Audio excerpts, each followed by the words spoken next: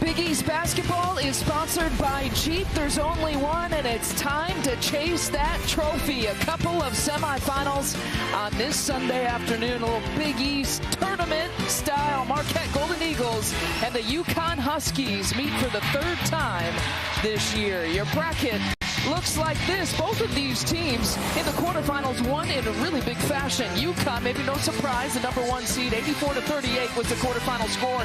And maybe more of a surprise, Marquette putting up 105 points against its rival DePaul to get to this point. And that's where we set. We are so happy for you to join us here on FS1. And it's always a pleasure to be joined by the former DePaul great, Sarah Kustok. We've got Kim Adams with us here on the sideline. And let's start with the #1 seed, Sarah. When you talk UConn, of course, Paige Beckers automatically comes to mind. She's dealing with that knee injury and coming back. So in that quarterfinal game, she played 18 minutes, and that's the most that we've seen her in her return right now. At first, it's a beautiful sight to see Paige Beckers back on the floor playing basketball, just her 4th game back here today. And I think it is just a part of the acclimation process. And we know that Beckers is beyond confident in her game. It's about confidence in your body and the physical play that you can have. And we started to see that so much against the game in Georgetown. She doesn't rush herself. She plays at her own pace. She's letting the game come to her.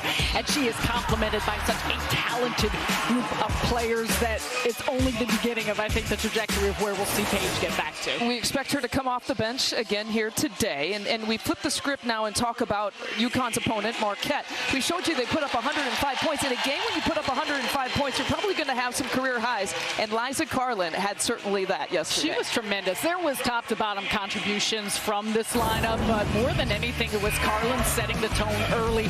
She started 8 of 8 from the field. She was perfect. She didn't miss until the 3rd quarter, but what you're able to see is the variety of ways that she was able to score. She ran the floor. She was able to square and face up back to the basket, and that 15 to 17-footer is something that has been deadly in how she's been able to attack a defense. Big-time performance and a big-time stage for the sophomore. These two teams met each other last year in the conference tournament final. Now they square off to get to the final. It's Marquette and UConn, and Jonathan, the Huskies, ready. This is the first of 2 semifinals that we bring you here on FS1. It's the #5 seed against the #1 seed, Marquette and UConn from the Mohegan Sun Arena. Time for tonight's starting lineup, sponsored by Jeep. There's only one. You look at the veteran leadership that Marquette has in terms of McLaughlin, Van Clunen, and Murata playing against UConn for the final time in their careers. And as for UConn, we mentioned Paige Beckers will be coming off the bench, and it's the juggling of the starting lineups and rotations that has been something that Gino Auriemma has had to do, and that's where we find the 3rd member of our team, Kim Adams. Thank you, Asa. Well, yeah, this has been a season unlike any other for Gino Auriemma. He's had to use 10 different starting lineups. He said there have been seasons where I've never had to change my lineup throughout the course of a season, and of course, the good problem to have of fitting back in Paige Beckers. He told us she's expected to play about 20 minutes in these Big East tournament games. On the contrary, for Marquette, their entire starting lineup has played in all 30 games this season. They will rely on that experience, the cohesiveness, especially from Lauren Van Clunen in her 6th year as a Golden Eagle. Yeah, thank you, Kim. In fact, the first time when these two teams met each other on February 13th, there was no Paige Beckers. There was no Olivia Nelson-Adota. There was no Caroline Ducharme as well. And so this is really the first time that these two teams have met with Beckers in the lineup here for UConn, and a little bit, I should say a lot of a bit, a healthier lineup here for UConn now. Tip goes to Marquette, and there you see the defense and the turnover forced on the first possession. And here come the Huskies. Kristen Williams on that left side, and there's the first bucket of our first semifinal. And a couple of things that are going to be immensely important for Marquette, starting with taking care of the basketball. Physical level of play, yes, absolutely taking care of the glass, but UConn will get you in how they generate offense off that defense. It's a different kind of size and physicality that Megan Duffy had talked to us about in the pregame. There's a post touch for Van Clunen, pump fake, and there is that length from Nelson-Adota to affect that shot. Really challenging with the positioning there for Van Clunen against the size, to your point, of Nelson-Adota on the inside. The Mule drops it off, and an offensive foul call in the first on Aaliyah Edwards. Gina Oriana, in our conversation with him in the pregame, he said rotations are going to be really, he was honest about it, they're going to be a work in progress, especially here in this tournament. And then they have about, you know, what, a 7 to 10 day span before the NCAA tournament. And he says, I think things will sort themselves out at that point. There's Carlin's first look, an offensive rebound. One of the better rebounding teams is Marquette, but Van Clunen left it short. Clean look there for Van Clunen. And for Marquette, you like what you're creating. It's just about making sure to knock down some of those shots early to settle yourself in. There's Edwards on the trail, and it's an early lead here for UConn. The soft three-quarter court pressure slowed down Marquette, forced them to have to take some time getting into their offense because we see how good the Huskies are in that ball denial. They're a Marquette team that averages in the mid-60s, but again, they put up 105 points. They went outside in the first half in their quarterfinal win, and shots like that by Carissa McLaughlin were shots that fell in the quarterfinals. Marquette, not a team that shoots or makes a lot of three-point shots, and Mule, ooh, that high arcing shot, that was a thing of beauty. A 7-0 start, and already Megan Duffy is forced to call the timeout. Beautiful play by UConn on both ends of the floor. They're getting the job done on the defensive end, but offensively they have been on point, working the inside, stretching it out from the outside. Yeah, these Mohegan Sun fans like this early on. UConn up 7. Good start here for the #1 seed, a 7-0 edge over Marquette, who started out 0 for 4 here to begin with. And this is nothing new here for UConn since they dropped their game to Villanova. That happened on February 9th. Look at the average margin of victory. 40 points since. I had to look at it twice. We got an incredible truck, so I would never think that they would make a mistake. But when I first saw that, I was like, really? Is that? I mean, that is extraordinary. Our producer, Keon Dolashahi, I had to ask him 3 times. Is that right? Megan Duffy knows everything about UConn and the starts that they can have, the domination that they can have. And the one thing she said to us, we got to figure out how we got to score against this defense. They start out 0 for 4 to begin with.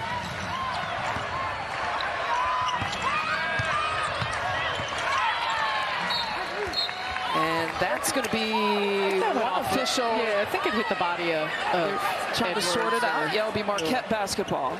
In terms of score, I mean, the challenging part is that you had already brought this up, Lisa. Marquette doesn't take a lot of threes. They don't make a lot of threes. Carissa McLaughlin is the one that hits about 75% of those three-point looks. It's a long 2 for Van Clunen. She's gotten some open looks. Hasn't been able to knock them down here early. With the size of the Huskies, they can pack it inside. And for a Marquette team that wants to pound it in the paint, that's where it becomes difficult. So you need to figure out how you're going to rotate and shift them, not allow them just to sit and play in front. Hand off that time to Kristen Williams, but an offensive foul call that time. And it goes against Nelson Adota. That'll be her first.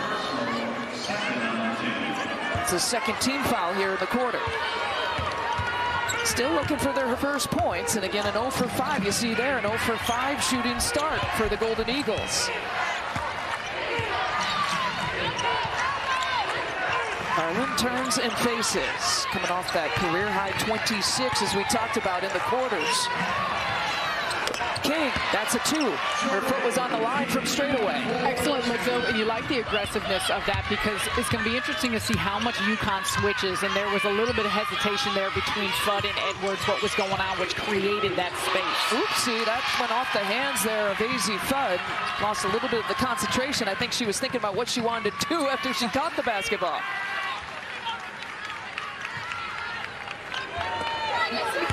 Oopsie. Yeah, I was reading the thought bubble out of AZ's head. I'll start using that. Here's Jordan King, gives it up to Carlin. Those two had career highs in the quarterfinal against DePaul. And an isolation look that time for Van Clunen, and she's still 0 for.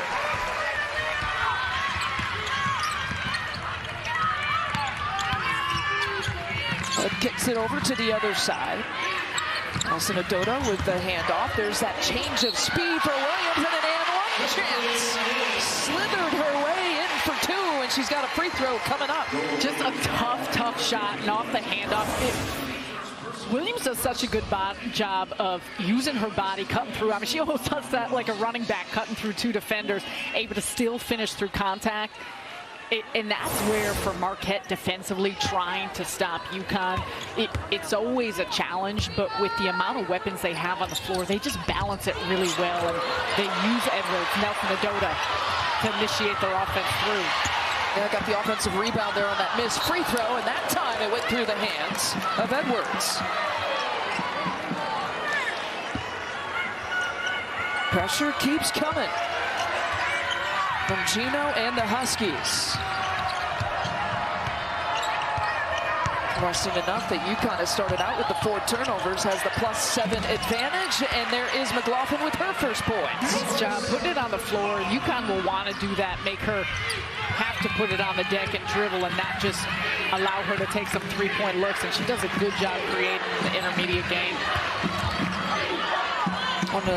She is the best three-point shooter coming out of Purdue history. Decided to play her final year of college basketball in Milwaukee for Megan Duffy and the Marquette Golden Eagles. So there's the deep look, and it's short that time for their three-point specialist.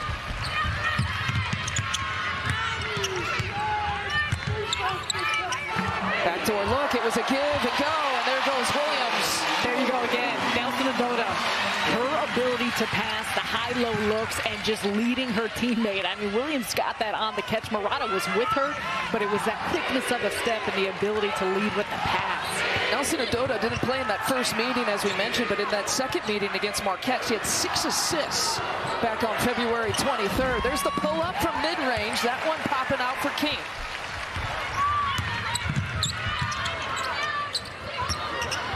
And again, all this happening with UConn. We have yet to see Paige Beckers yet, with 4.5 here to play in the quarter, midway through. It's a little scary thought, isn't it?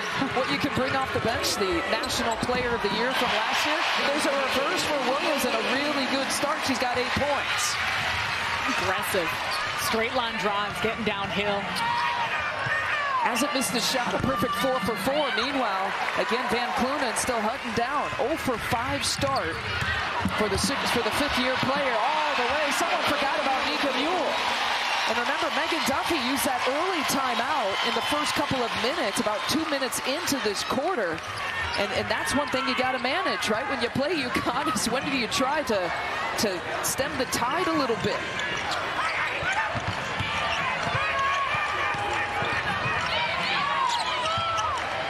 $12-0 advantage for UConn, points in the paint. King is short. But just think about the fact of how much Marquette wants to get in the paint, how much they typically try to pound it in the block, and there was just no room with the size of UConn. Got a foul on the post entry.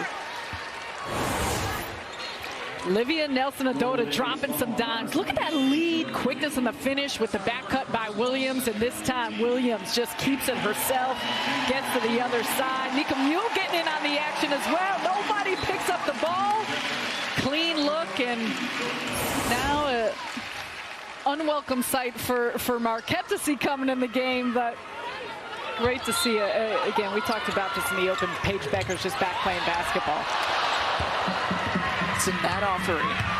Yeah, just you saw it. It was 16 points in the 18 minutes. As we mentioned, the 18 minutes is the most that she's played in her return since coming back off that knee injury, an injury where she had to have surgery in mid-December. That's a 2 for King.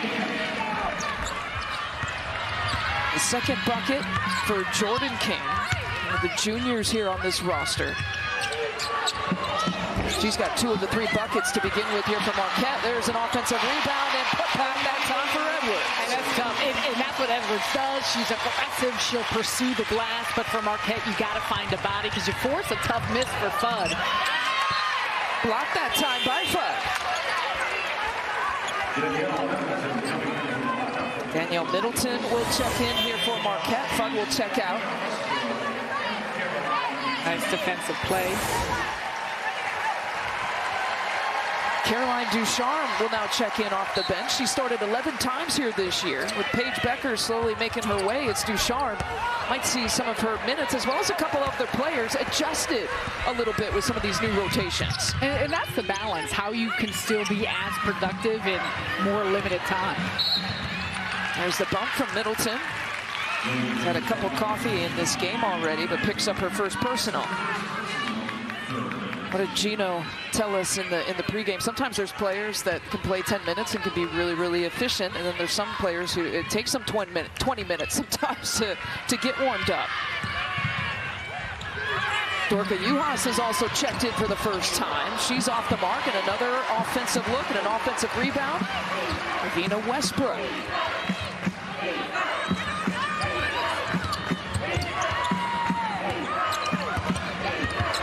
Beckers kicks it out. Juhas will get another chance at it, and she makes good on it. You'd be willing to concede a shot like that if you're looking at the shots you're going to give up based on personal on the floor, and Juhas makes Marquette pay. Paige Beckers with the assists, and UConn looking good early here, up 14, end of the first. 20-6 advantage here for the UConn Huskies, the #1 seed over the #5 seeds. Sarah Kustok, Lisa Byington, and Kim Adams with you on the sideline. And you look at Kristen Williams, and what a start that she's had. 8 of the first 20 points here for UConn. It's the first semifinal here on FS1. We have Seton Hall and Villanova following this one.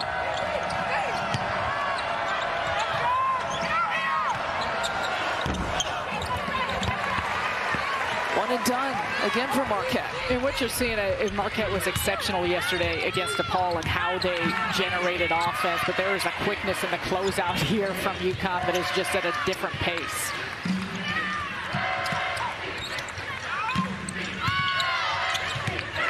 Up this time to Westbrook.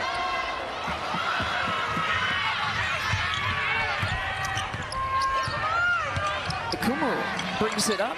She's seen her first few minutes of playing time in this semifinal. And Carlin so far has been scoreless. Mentioned it, Shara. She started out in the quarters 8 for 8. Missed until the third quarter, but this is what this UConn defense can do to you.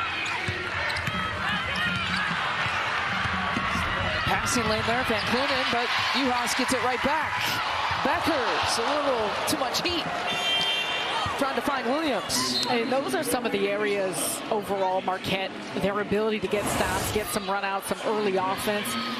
Don't allow UConn to get back and set up in the half court there. You see a little bit high and too much heat on that for Williams.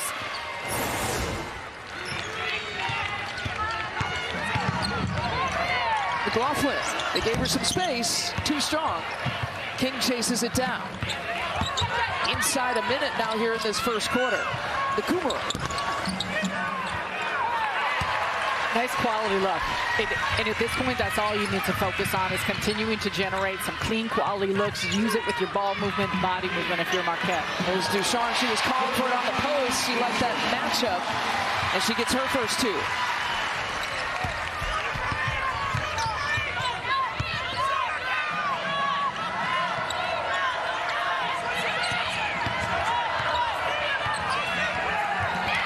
Six to play in the quarter. McLaughlin will fire with 2 left in the quarter. That one popping out. And that's been the kind of luck offensively here for Marquette.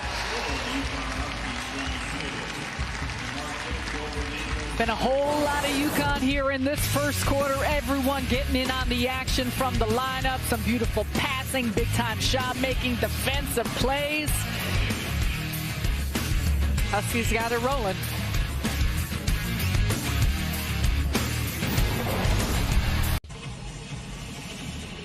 Oh, good first quarter for Husky fans that have really filled this place, Mohegan Sun, in the semifinals of the Big East tournament. Kristen Williams has really found the bucket in the first quarter once again. Assertive in getting to the basket. You see it right here, how she's got some just nice movement, straight line drives, doing cutting off ball actions that's allowed her to get to the basket, finishing through contact. It's been an impressive showing, similar to what we saw out of her yesterday and how she set the tone early. And she's such an important key piece to this team and how they function and how they operate. And it all starts with her mentality in particular on the offensive side. Just how good was her first quarter and how much did Marquette struggle? How about this? Kristen Williams all herself outscored and outshot the Golden Eagles in that first 10 minutes. And remember, she had the 13 points in the first quarter of the quarterfinals yesterday. 13 of her 15 against Georgetown coming in the opening 10 minutes. Marquette, meanwhile, no points in the last 3:10 of the quarter.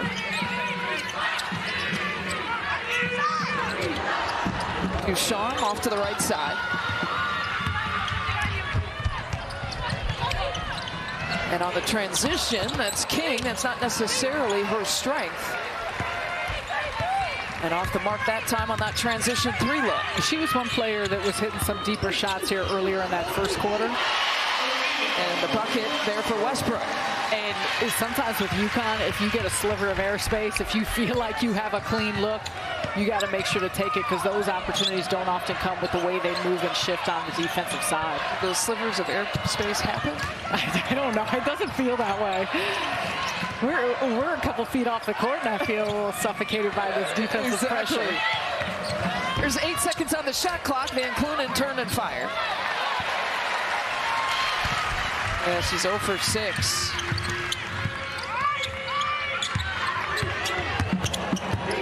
Beckers with the kick out, and they work it around. Gonna find that shot, and Westbrook, another and one. Tough play, and that is one of the hardest things to do defensively, is close out on a player that can both knock down the 3 and get to the basket. Jordan King tries to do that, and Avina Westbrook has patience and then accelerates off that first step. Look at that, gets the finish, blows right by, and one. And this is where it's going to be fascinating to continue watching UConn. Lisa, I know we talked about a little bit just about now that the team is finally healthy. You got all the pieces, looking at the rotations, how Gino looks to work that, and how these players start to understand the consistency of a role, what's expected of them. And it changes. Every game is different, but that type of continuity of having an idea what combinations work best, when you're going to get in, what the lineups look like, that is all a part of it for a team that ultimately, as always, has aspirations of winning a title. Yeah, to your point, Westbrook is a player that has started 15 times this year. We mentioned Ducharme, who's coming off the bench here today, and she started 11 times this season. Kim Adams was eavesdropping on the latest Marquette huddle. What'd you hear? Yes, Lisa. Well, it was Jordan King, the junior, very vocal to start in that huddle, telling them we need to reset our mindset. We need to turn things up on the defensive end. And then Coach Duffy saying we are getting a lot of good shots. You guys need to settle in and be confident. She likes the 2-woman game. And then on the defensive end, she says we need to match up earlier and make sure we are going over the top of screens and not right into them, and reminding them also grind through this win when it's ugly, unlike last night's game. The 2 seconds on the shot clock. And Marquette now will have to put all that knowledge to use with just 2 seconds to work with on this possession. That's great stuff. And they have created some nice looks. It's just about the type of confidence against this team as they're challenging them. Blocked that time by Beckers. And it's Carlin and Van Clunen that are still 0 for 9 between those 2 players. Not there for Beckers. That's her first shot.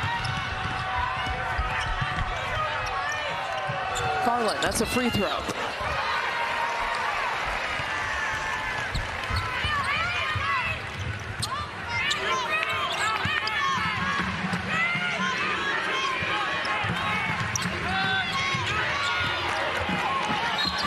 Oh, Kristen Williams is hunting buckets this afternoon.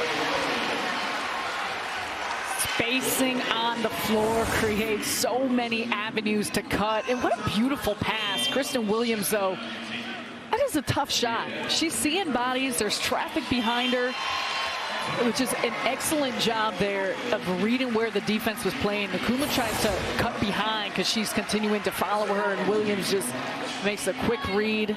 Nice open look. And that's where UConn, for as much as we can talk about the skill sets, the talent, the physical presence they have, these are smart basketball players that do such a good job off the reads.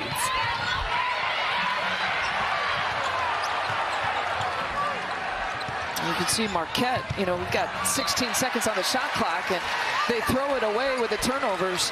And it takes them a while to just get into their offensive flow in the half court. And you compare the quarterfinals and what these individual players did against DePaul yesterday. It's a much different story here today against UConn. It's a much different looking defense, one. But two, I think just the opportunity to see shots go through early, you don't start pressing. And the last thing you want to do if you're Marquette is to start pressing on your shots. Juhas knocks down her second three-point make.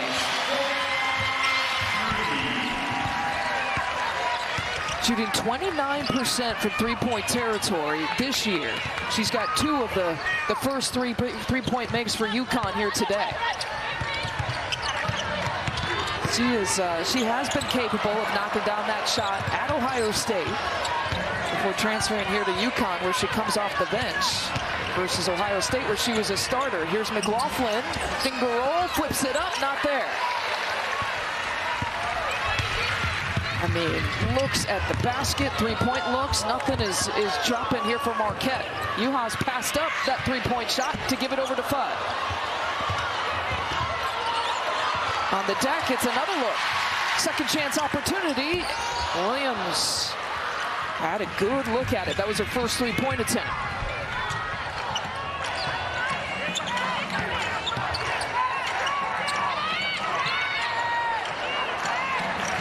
Carlin's first points. There you go. And sometimes, Lisa, that's all it takes. See one go through, settle in a little bit. Don't worry so much about the score at this point. Is just going on a possession-by-possession basis. How are you getting stops, making sure to clean the glass, take care and finish off a defensive possession, and move on from there. AZ Fudd from the wing. And Carlin gets the rebound. Approaching the midway point here of this second quarter. The third meeting between these two teams. Carlin, not there. Van Clunen tips it to herself and runs right into a couple of UConn defenders. Juhas has found the distance shot here today. Scoring everywhere. Juhas from deep. And bench is in on it.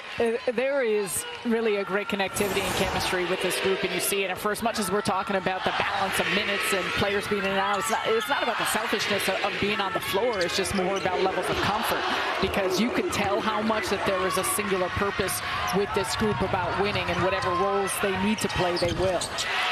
It's a championship mindset as Walker knocks it down. Now, Antoinette Walker is a player that just came off the bench, but she hit her first shot coming off the bench. That might earn her a little bit more playing time in a game like this. And Mule with the reverse. And that's a similar situation of what we saw with Mule in transition. There's so much focus on everyone else staying with your own that Mule's had some open lanes to the basket. He's the second leading scorer here for UConn. Hasn't missed a shot. There is the three-point make from McLaughlin. She's got a few looks here today. 1 for 5 now from three-point territory after that make. And we will take a timeout. Nika Mule is not just a defensive player, Sarah Kustak. Oh, look at her. Wide open lane, showing off the handles. Oh, a little sauce on that to finish. Here at the semifinal stage here of the Women's Big East Tournament, and a 35-13 edge here for UConn, shooting about 58% from the field here to begin with. It's basically Megan Duffy's worst nightmare, and anyone who takes on UConn to have the combination of the hot offensive start and then the lockdown defense to begin with. Yeah, and I think sometimes the way you start in setting the tone against UConn changes your mentality, and that's the one thing that you got to try and mitigate. Make sure that you're still coming in same confidence. We saw that, I know, 2 different teams, but when we spoke with Coach Duffy before the game, the confidence she saw out of her group against DePaul and just how well they were able to attack on the offensive end, and you want to maintain that, build on that, despite the way the score looks right now. Van Clunen still 0 for 7 now after that shot.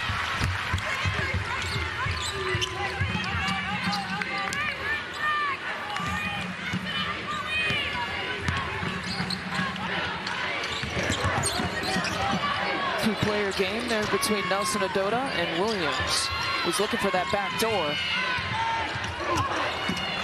Gardner receives it and turns into a triple team of defenders. That's a 2 there for Nelson Adota. Kind of straddled that three-point line.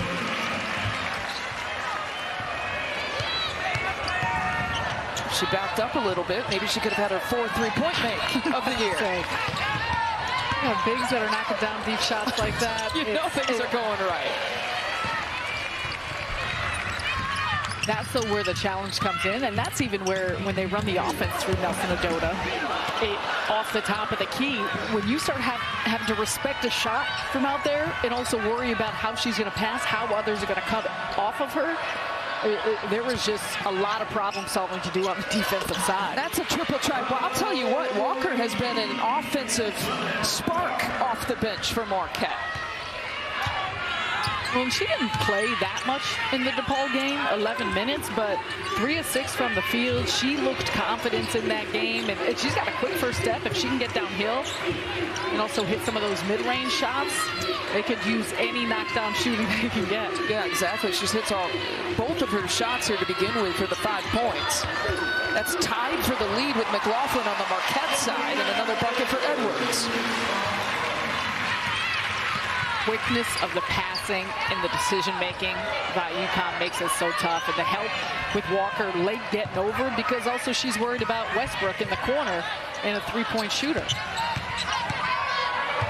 McLaughlin from about 17 feet out. And she's got 7 to lead the Marquette side.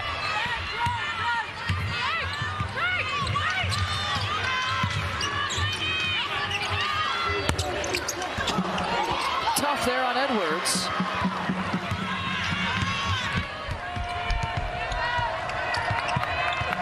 Minute and a half left to play here before the half.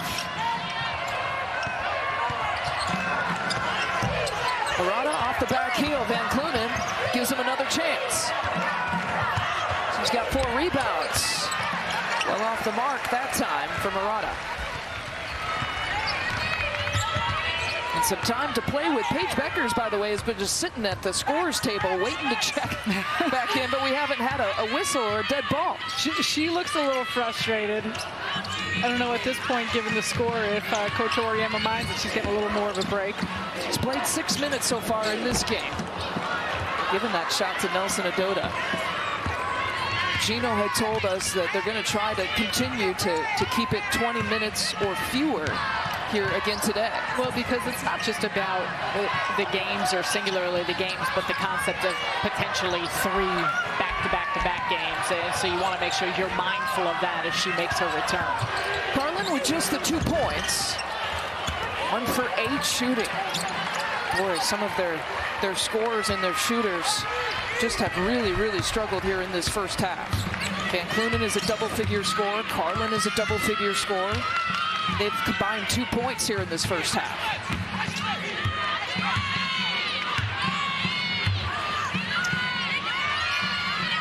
Final few seconds, it's Nelson Adota turning the corner, and an offensive foul call with 1.2 left to play here in the half. And when we get to our halftime report coming up for our Jeep halftime report, it's John Fanta and Kim Adams. Hey, the crew! Did I say that again? It's half-court heave. It's John Fanta. You got to finish reading this, girl. John Fanta and Kim Adams break down the first half of the game. Plus, you get caught up on a busy weekend of college hoops around the country. Now you'll let me finish the promo. Well, I think you got something else to get to, something maybe a little more important. Speaking of Kim Adams, waiting on Gino, who's getting last-minute instructions from Chris Daly. We head over to Kim. Thank you, Lisa. Coach, amidst all the change you've had this season, when your senior Kristen Williams is being as aggressive as she is, what does she bring to your group? Well, that's Kristen's game, you know, trying to get to the basket.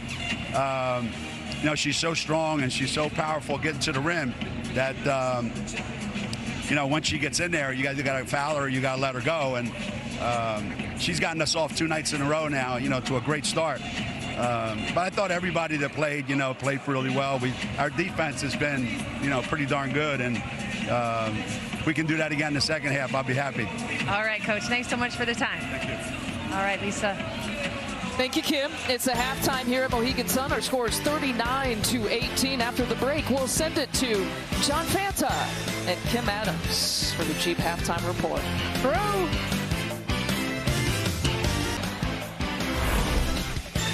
20 more minutes here for UConn or Marquette to punch their ticket into the Big East Tournament Championship at a 21-point advantage for the #1 seed after the first half.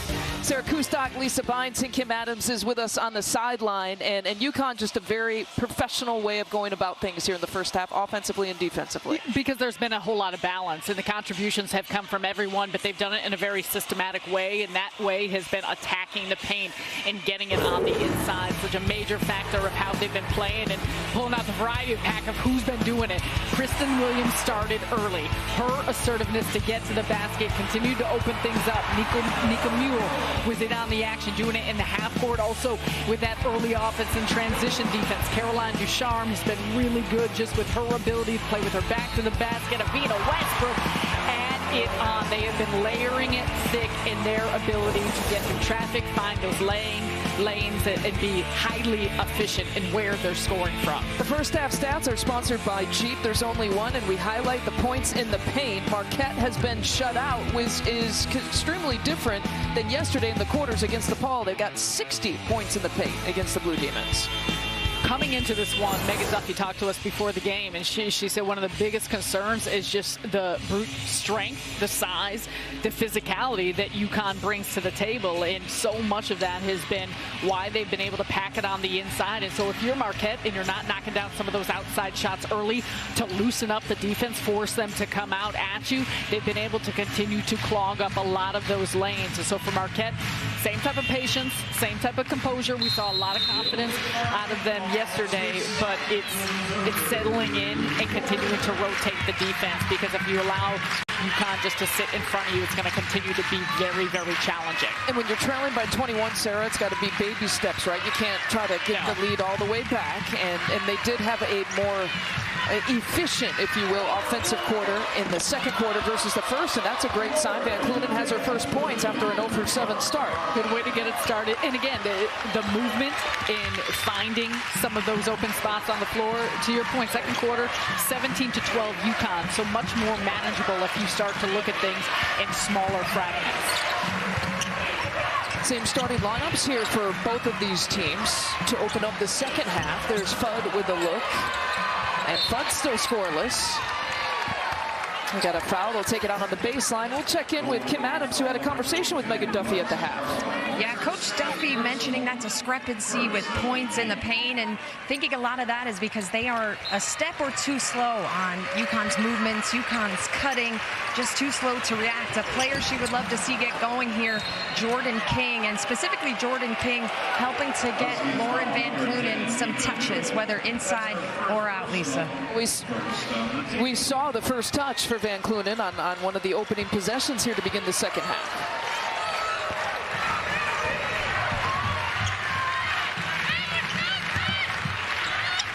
There is the King to Van Clunen combo.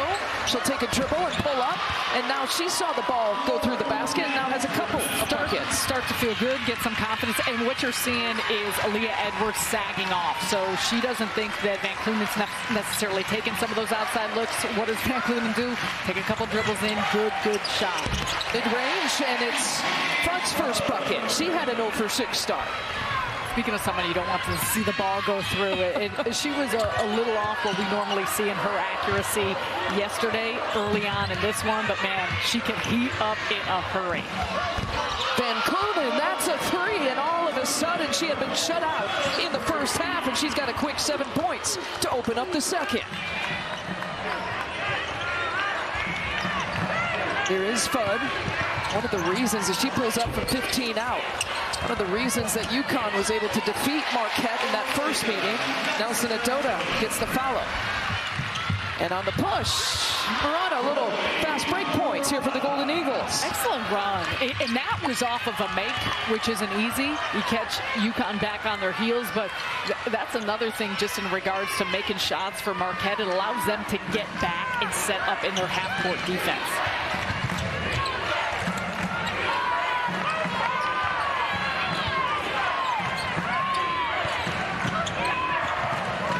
on the shot clock. Over to Edwards.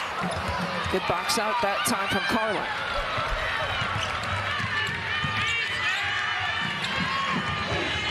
Ryder takes a peek inside. Here's another post touch for Van Clunen. She leans in and leaned in just a little bit too much, and she's called for the offensive foul. Van Clunen working on the inside off that possession, but she was knocking it from deep. And nice job off the double of finding Van Clunen. Edwards a little late on the contest, so she gets the make. And then this is a great play. Nelson Adota coming up with this second chance opportunity, but Marquette on the run and the push early, able to get a bucket at the other end just based on looking to run. And UConn's not a team you can run against very easily, especially with how good they are in transition. Williams off the mark. Yeah, Marquette has 4 fast break points here today. And a reach-in foul that time on UConn. And Nika Mule has picked up her second.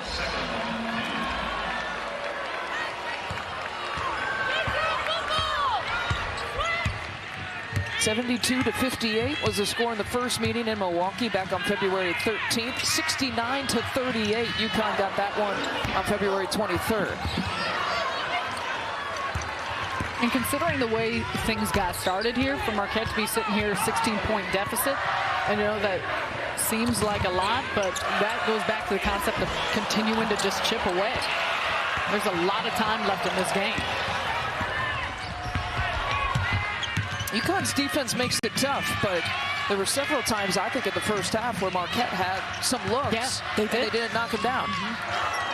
Van Clunen, that's a nice catch. Can't get the finish. Take a little beat there, almost collect it better. There's no reason to force it. You got some size on foot on the inside if you just catch it and come down. That's a really long two there for Nelson Adota, showing her capabilities. She's only got inches where she can back up, and it's worth another point.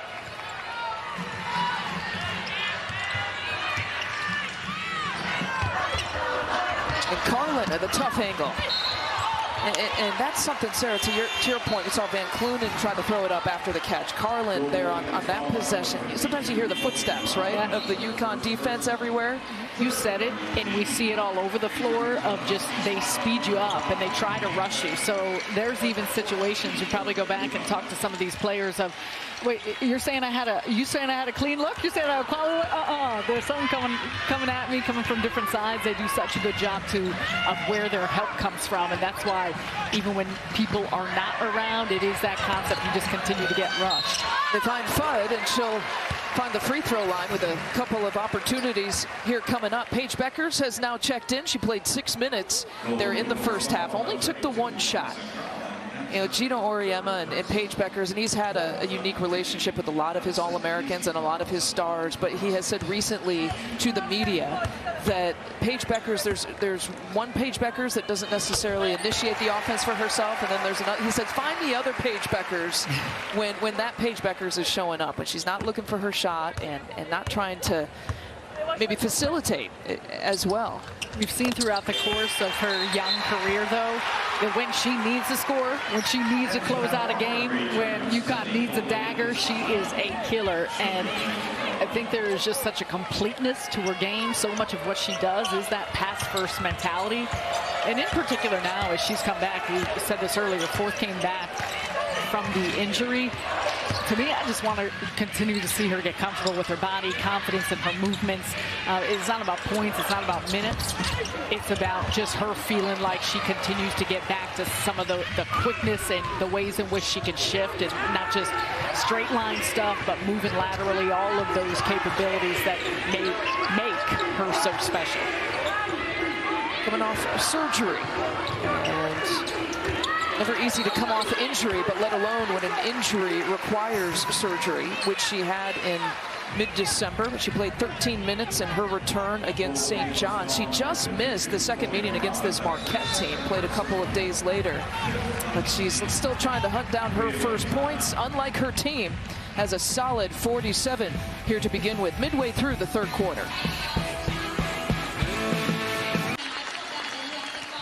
It's a 20-point advantage in our first semifinal. In our second semifinal, you see Seton Hall has arrived in the building, and the Pirates, Lauren Park Lane is quite the player, And they will take on Villanova, the number 2 seed. And you see the bracket here.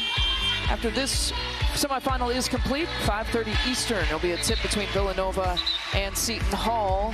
Nova winning comfortably, if you will, in double figures for their quarterfinal game. And the best game of the quarterfinals was that last one of the day. Creighton and Seton Hall came down to a final shot. It was an extraordinary game, tightly contested, and I'm excited about Villanova-Seton Hall. This is going to be a good one, and you got 2 of the hottest teams in the Big East playing. I mean, Villanova comes into this one winning 14 of their last 15. Seton Hall won 11 of their last 12. And the only loss for Villanova during that stretch was to Seton Hall. So this is going to be a really interesting matchup that we have got coming up. And if you, 2 of the more dynamic players too. Lauren Park-Lane, we saw her sitting in the crowd, and of course you have the player of the year, Maddie Siegrist. That one will immediately follow this one. As things dramatically change, it looks like UConn's going to find itself back in the championship game. Place that they've been in every conference tournament. Get this, since 1993, no matter what conference tournament they've played in. Unbelievable. It really is.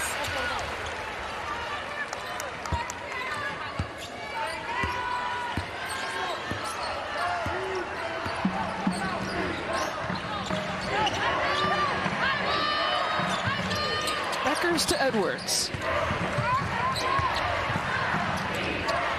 Juhas, who's got a couple of those 3-point makes for her only points here in the first half, thought about it. She gives it up. 10 seconds now to shoot. Edwards with the up fake. And took it a little bit too deep, and she's whistled for the foul. It's her second. Lauren Van Clunen sitting on that the entire time. And that is not an easy thing to do, to make sure you step outside the circle, stay square, embrace the contact of Edwards coming through.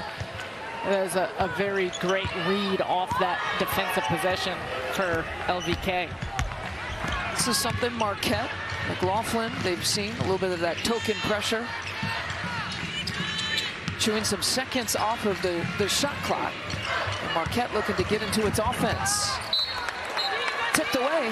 Another turnover here by the Golden Eagles. And that's just an example when you start to look at the lineup of UConn and different players, what they bring to the table. I mean, just the idea that Dorka Juhas can be guarding Jordan King, stay in front, force a turnover off that, but how she moves her feet, the understanding of timing. I mean, there is a versatility that UConn can play with that is just very, very special. Well, she's listed at 6'5" and posting up there. And we got, I think, too much of an arm bar, if you will, on the post up by Murata. That's her third personal. And so to catch you up on the foul situation here from Marquette, Murata has picked up her third to go along with Carlin's 3. Yeah, and you see the wrap, and then, yeah, the reaction. That was the wrap and the reaction. What do you want me to do? Did you ever accept a foul when a foul was called on you?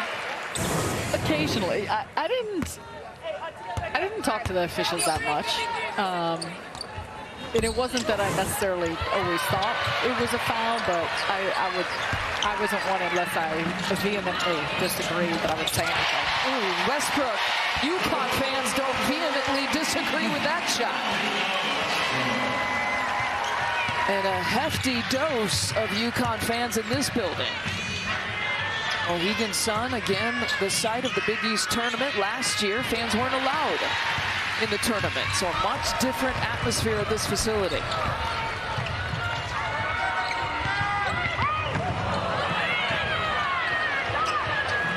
Westbrook, how about from the other side? Quick 6 points. Oh, she's holding those follow-throughs. And staring down the crowd, Give it to me on the right, give it to me on the left.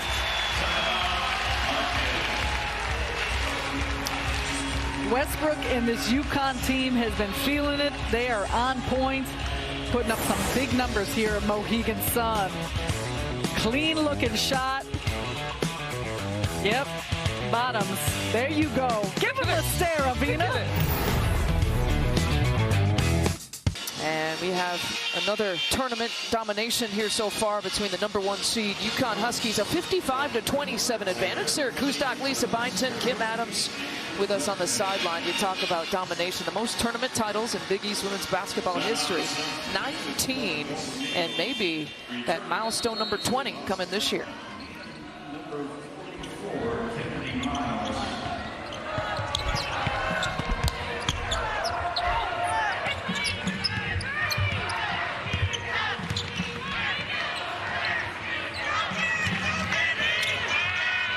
Two and a half left to play here in the quarter.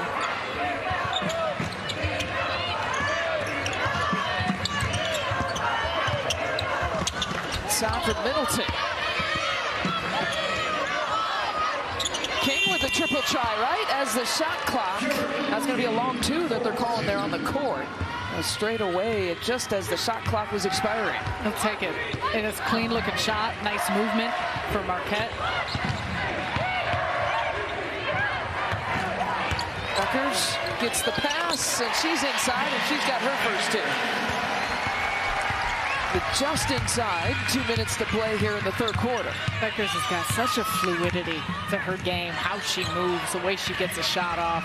See it the same with her passing. Pump fake, one dribble.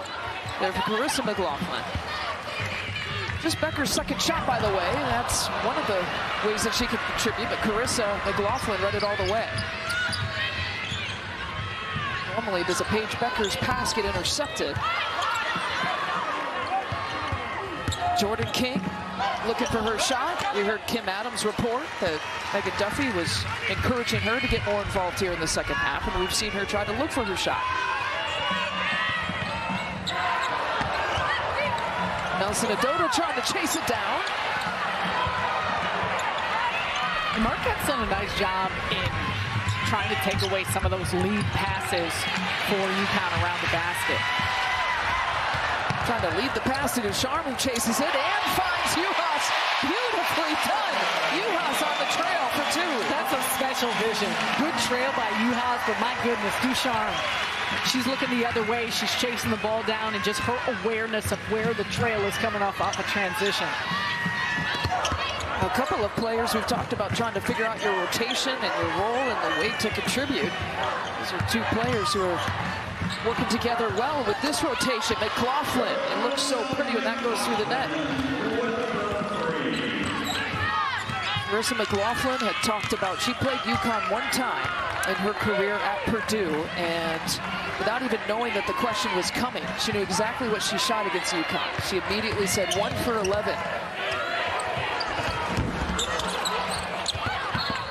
I guarantee you if she was 7 of 12, she probably wouldn't remember, but when you have those rough nights, you're probably right. That's a great point. It sticks with you.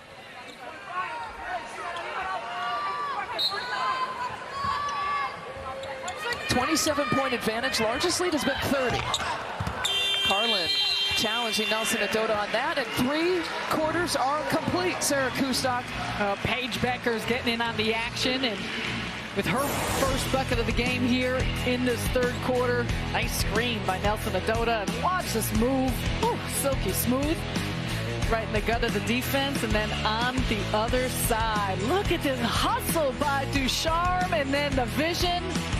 Juhas with the finish. UConn up big. We've talked about the UConn Huskies. They just haven't been whole really throughout the whole year. The first 6 games, they had a full roster. 10 different starting lineups you see there, but the 19 games missed by the National Player of the Year from last year, Paige Beckers, and a couple of games from Juhas. 11 games for the freshman, AZ Fudd. Aubrey Griffin has already been ruled out here for the season. So, you know, it's one thing that Gino, and we talked about it in the first half, where he has talked about trying to find rhythm and rotations and trying to do it in a game format here in the tournament, and then trying to do that with the space between the conference tournament and the NCAA tournament next week. Middleton with the takeaway. And looking for her own bucket.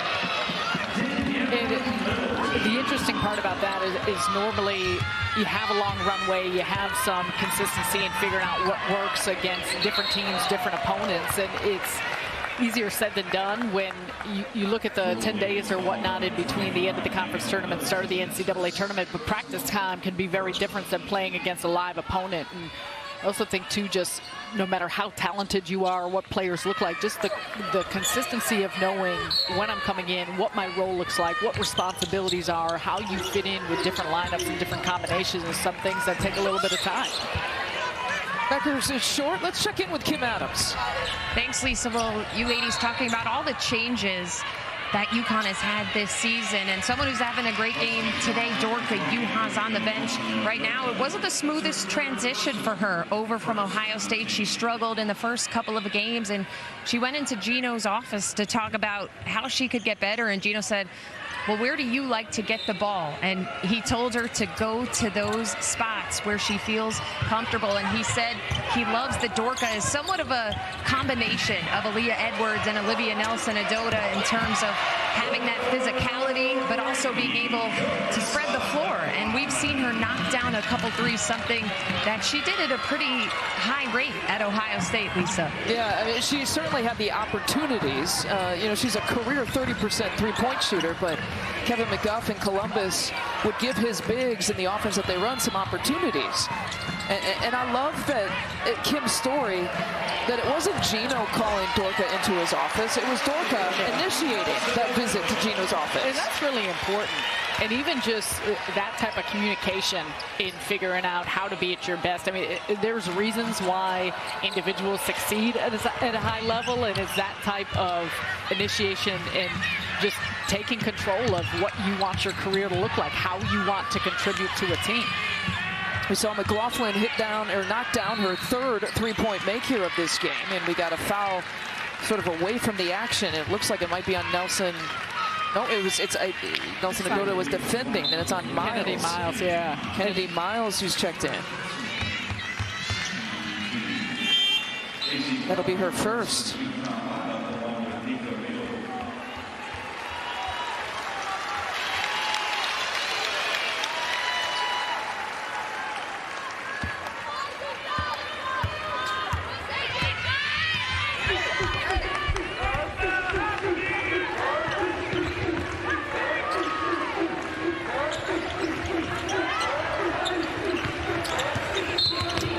Ododa again. A little extracurricular from Miles. That wasn't necessarily. Yeah, you know what? There was a little extra with Miles at the other end when she was guarding Nelson-Ododa. We saw it again there, and so immediately exit this game. Yeah, and you like an aggressiveness, a hustle, a physicality, but at some point too, you have to make sure to have a balance to that in keeping it clean, the type of aggression you're showing, still mindful of where the score's at and what's expected of you. And, you know, once the whistle is blown, the play should be dead. Yeah.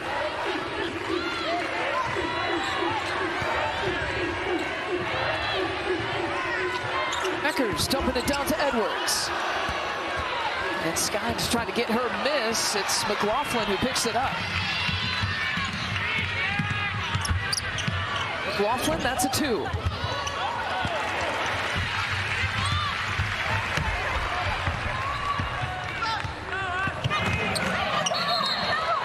And Beckers walked with it.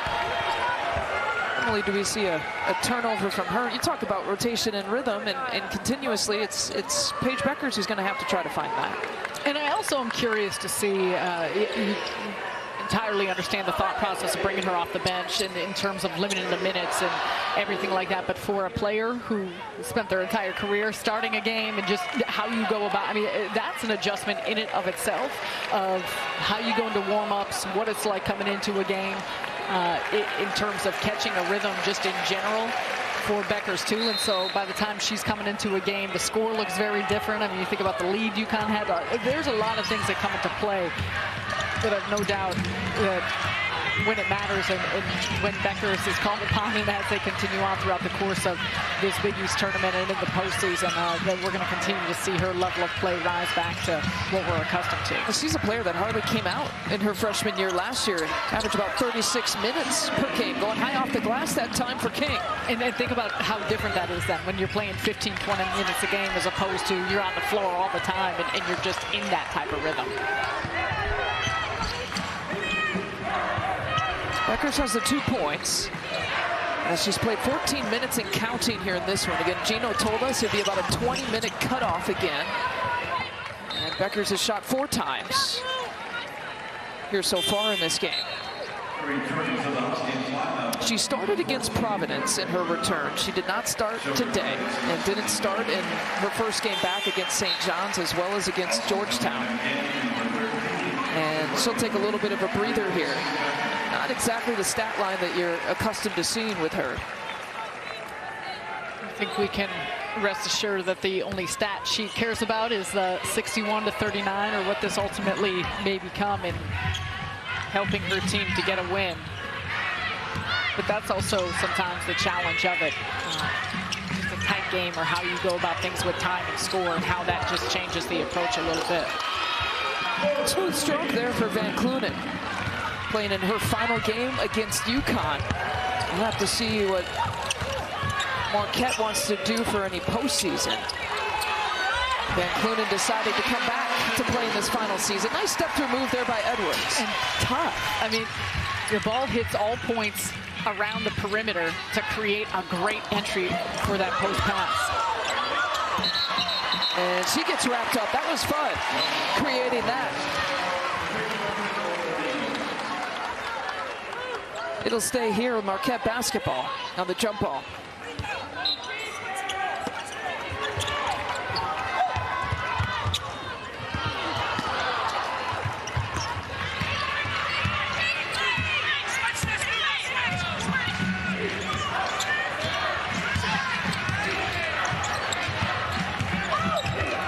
A little shoulder fake.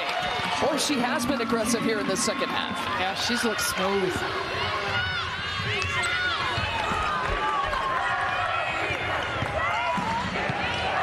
Fudd, and somewhat quiet. 4 points, 1 of 8 shooting. I mentioned that Azzi Fudd was one of the reasons this was a tight game in Milwaukee between Marquette and UConn. And then you got into the fourth quarter and Azzi Fudd took over. A period of time, that game included, she had 24 points in that game, but 3 games in a 4-game stretch where she had 20 or more points. Nova and Tennessee. Even her, I mean, think about your freshman year. She had missed 11 games with that foot injury. She's another individual that was still continuing to really work and acclimate herself to this group, and that's why I talked about this earlier, but a lot of different lineups. Azzi Fudd, though, in this one against Tennessee, number 7 at the time. This is really her coming out party. Look at the 3-point stat, though. 7 of 9. Look at how pretty that stroke is, though. You could see why. She's got a strength to her game. We continue to watch as she develops throughout the course of her career. It's going to be fun to see because of how she can score at all 3 levels.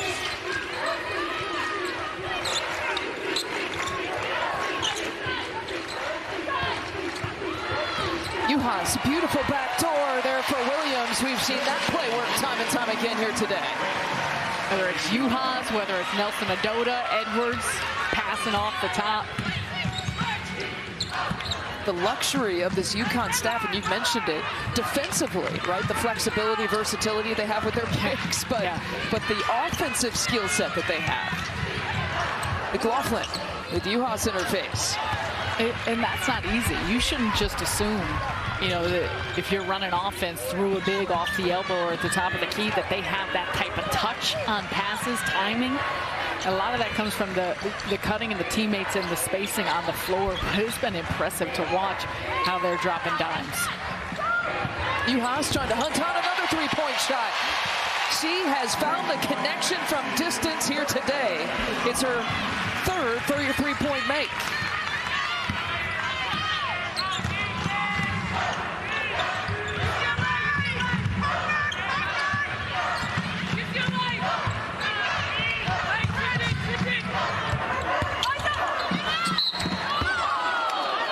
Meanwhile, Carlin will get a couple free throws here coming up.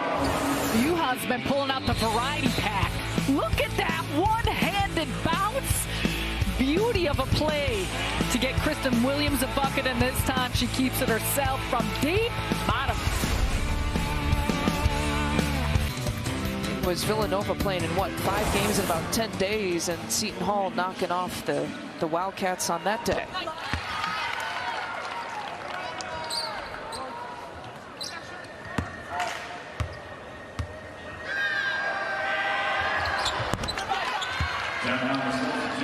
Carlin's first free throw makes here of the day.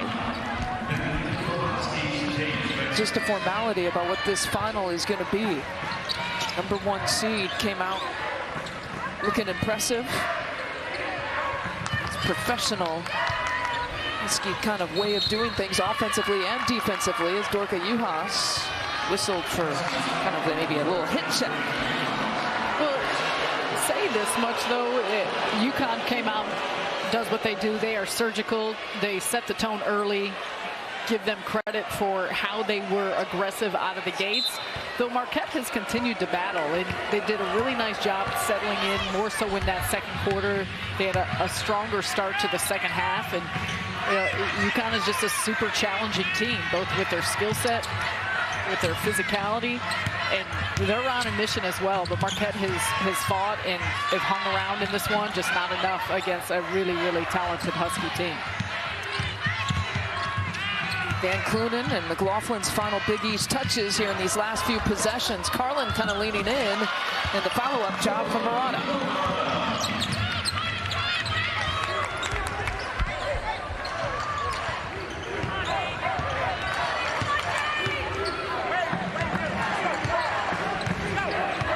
Gino Auriemma talking about his reserves, which today also includes Paige Beckers, which is so weird to say, to try to get this offense moving. Nika Mule, the only starter here for today in this rotation here right now. Van Clunen got a piece. It'll be over the back call. We'll talk about a Lauren Van Clunen and the fact that she decided she's a graduate student in her 5th year. This is where she ranks with the team this season. First team all Big East selection, but she made a very, very important choice. And she said, I felt like there was some unfinished business. You know, you hear from a lot of players. Last year was a COVID year, didn't get to play in front of fans in this building in particular. Van Clunen there with the turnaround. One of the reasons why she just wanted to have another chapter to her college career, and it's one of the reasons why she decided to come back. To her college career, and also when we were talking to Megan Duffy before the game and asking about Liza Carlin and just how she's grown and developed and the really special play we've seen out of her, and in particular the latter part of the season we saw last night against DePaul. She said she's essentially followed Van Clunen, and she said watching how she prepares, how she approaches the game, what she does in practice, and that's why for as much as I'm sure Lauren Van Clunen and so many seniors, there's part of their own career, they want to continue to really cap things off in a way that feels like they've given everything they have. It's also about the give back to the younger players and what younger players see and how that helps them to grow and develop, you know, their type of work ethic and preparation that continues the legacy of a program. And I think Lauren Van Clunen, without a doubt, has a big one and a big impact and a big imprint on this Marquette Golden Eagles team. And Kim Adams, you've watched Lauren Van Clunen throughout her career. What more can you add? Yes, well, I actually spoke with Lauren this morning just about the impact that Marquette has had on her. She said, I never would have anticipated the impact it had. She said the pride and the family in this community. She said, I have a burning desire to make this place as great as possible. And she acknowledged both coaches, Carolyn Keeger, who brought her in, Megan Duffy, said they're both amazing. And something Coach Keeger said to her has stuck with her about leaving the jersey in a better place that you found it. And Lauren's plan, once the season ends, she would love to consider playing overseas, and then later has an interest in coaching and even a DOBO position, Director of Basketball Operations, Lisa. We could definitely see that. 156 career games that she has played. That is a Marquette record. And we showed you her stats, the best stats of her career in the last year of her career. That's the way to go out.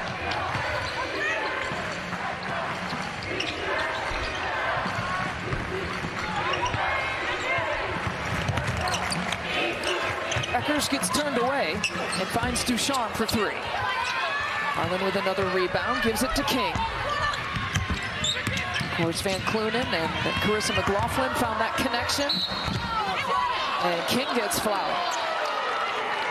McLaughlin really connected with Van Clunen, and she had to, right? They had to be two of the leaders here this year. Megan Duffy had said that, you know, Megan Duffy was an assistant under Kim Barnes-Arico at Michigan and tried to get Carissa McLaughlin to come to Michigan. She had originally verbally committed to Florida. There was a coaching change that was made, so she decided to play closer to home at Purdue, and when the door opened up, McLaughlin wanted a change of scenery for her final year. And what a year she's had, what she's done for Marquette, but think about three-time All-Big Ten, the all-time leader for Purdue, and three-pointers made. Big part of what this team has been able to do this year.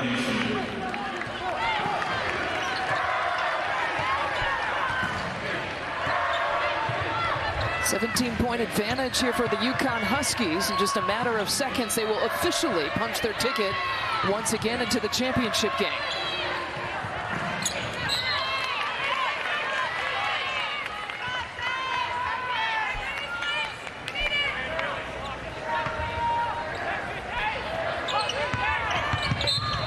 And scoring has been spread around too, Sarah. I mean, you look at the UConn Huskies, a couple of players with 13 points. Juhas and Williams, 11 points for Westbrook. It's not like someone busted out with a 20 or 30-point game. And it depends on the perspective you have on it, but think about those that are scoring, putting up some big numbers.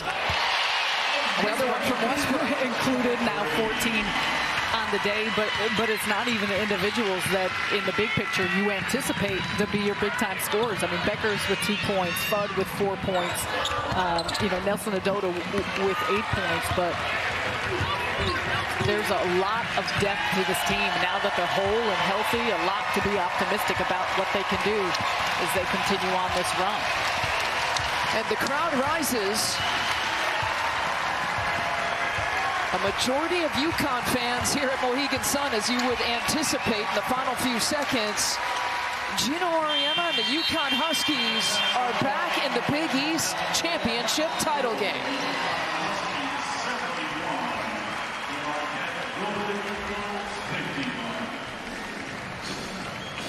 A 20-point victory over the Marquette Golden Eagles to sweep them here this year. It's the 3rd win against Marquette this season.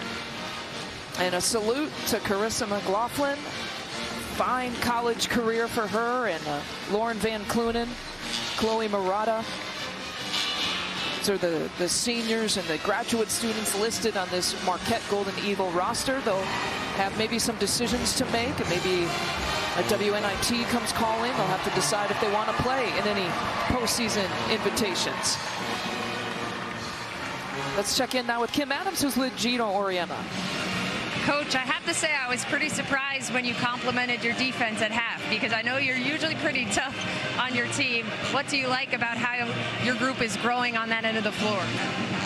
Well, we weren't as good in the second half defensively. You know, I think our intensity level let down a little bit, and you know, we had a little bit of a run, but I thought it just as a carryover from the other 4 games that we played, where you know, we really get out to such a good start.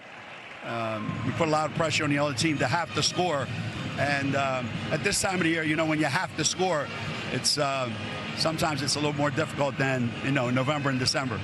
And tomorrow you will compete for your 20th Big East Conference Championship. You've played in a lot of championship games. What is something that never gets old about getting ready for a championship game? Well, usually it's, for me, that there's going to be how many freshmen we have? Three or four freshmen that they've never been in one before. So it doesn't, they don't care that I've been in 20 of them or whatever, or won 20 of them. They just want to win their first. So if we can do that, then those guys are happy, and then, you know, you feel really good that you did something special for them. All right, congratulations, Coach. We'll see you tomorrow in the finals. Thank you. All right, Lisa. He's the only head coach in the country that can say, they don't care if I've won 20 of them or 20. UConn is back, and you look at the tournament dominance of the scoring margin in the last couple of games. That's not a misprint, folks. That's UConn reality. And the defense is also reality as well. And that's what makes them so special, because obviously you look at the potency of how many scores they have, what they can do with their balance in the weapons on that end of the floor, but so much of their offense is generated on how they get the job done on the defensive end. They are aggressive. They've got excellent athletes, and they'll come at you with bigs, with some quickness, and that's why as we look at the big picture of not just the Big East women's basketball tournament, but the NCAA tournament as it approaches, what this team will become now that they're finally healthy, back together, and their integration process continues. And in a win, by the way, UConn putting up the 71 points. That's actually the fewest points in a game since they beat Providence and put up 69 points on January 30th. UConn has punched its ticket into the championship game. 71-51 is the final. Sarah and I will see you in just a little bit. In the meantime, our studio show will take it here from here. Coming up next at Seton Hall against Villanova.